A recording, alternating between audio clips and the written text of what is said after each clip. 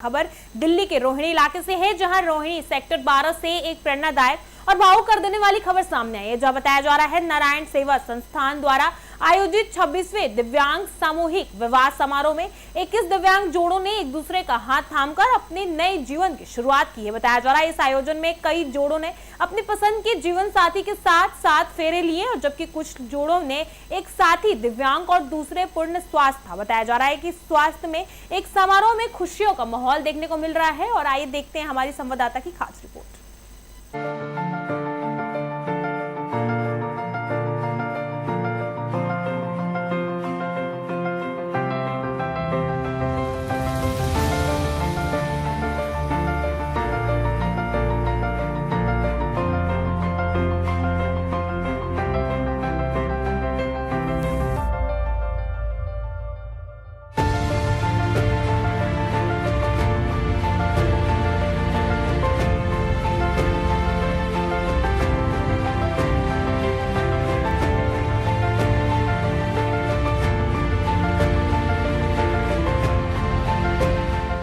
मेरा परिचय पहले दे देता हूँ। मेरा नाम प्रशांत अग्रवाल है। मैं नारायण सेवा संस्थान का अध्यक्ष हूँ। मैं 12 वर्ष का था तब नारायण सेवा संस्थान शुरू हुई। मेरे फादर कैलाश मानस जी, उन्होंने संस्थान को शुरू किया। वो सिविल हॉस्पिटल में प्रायः जाते थे, कहानियाँ सुनाना, फल फ्रूट देना, मेडिसिन की व्यवस्था करना, एक छोटे सेवा कार्य करते थे। एक बार उन्होंने देखा कि एक पेशेंट के पास भोजन की थाली आई। पेशेंट ने अपने अटेंडेंट को भी उसी थाली में से खाना खिलाया, क्योंकि अटेंडेंट के भोजन की व्यवस्था नहीं थी। उन्होंने सोचा कि मैं अटेंडेंट के भोजन की व्यवस्था करता हूँ। उन्होंने आटे के डब्बे घर घर में रखे, आटा इकट्ठा किया, उसका भोजन बनाया और 13 साल तक सुबह शाम दोनों समय सिविल हॉस्पिटल में अटेंडेंट को भोजन कराने लगे। ये संस्थान की शुरुआत है। इस संस्थान को एक मुट्ठी आटे की कहानी कहते हैं। वो टेलीफोन डिपार्टमेंट से अकाउंट ऑफिसर रहे हैं।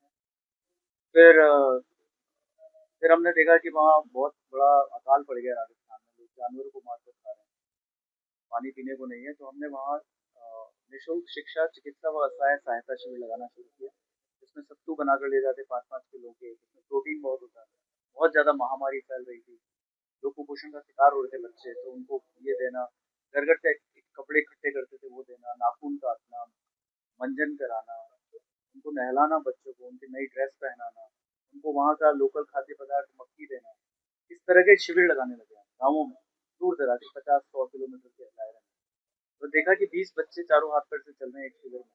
पता लगा पोलियो पे। तो हमने बॉम्बे जाकर उनका ऑपरेशन कराया। फिर उन ऑपरेशन से उन बच्चों की सक्सेस देखकर हमने सोचा कि क्यों ना हम एक हॉस्पिटल खोलें। तो हमने 97 में 51 बेडेड उत्तर भारत का प्रथम पोलियो हॉस्पिटल खोला। आज वो हॉस्पिटल 1100 बेडेड हो गया है, 51 बेड। और उसके बाद हमने वोकेशनल ट्रेनिंग प्रोग्राम शुरू किए। बच्चे चल तो पाते हैं सर्जरी के बाद, लेकिन काम नहीं है उनके पास, क्योंकि वो पढ़े लिखे नहीं है, शिक्षा से वंचित है। तो हमने कंप्यूटर एजुकेशन, मोबाइल रिपेयरिंग प्रशिक्षण, सिलाई प्रशिक्षण, कारपेंट्री, सिल्क और आर्ट एंड क्राफ्ट, ये सब प्रशिक्षण शुरू किए। शुरू करने के बाद उन्हें जॉब दिलवाना शुरू किया, क्योंकि 5% आरक्षण है दिव्यांग लोगों को नौकरियों में। उन्हें जॉब भी मिलने लगी। इसके पश्चात एक बहुत बड़ी समस्या कि एकाकी जीवन कैसे जिए। 2006 में हमने शुरू किया, शायद 2006 ही होगा भगवान। 2006 में हमने पहला एक परिचय सम्मेलन रखा। तो परिचय सम्मेलन पूरी तरह से फ्लॉप गया। 400 लड़के थे, 3 लड़कियां थी।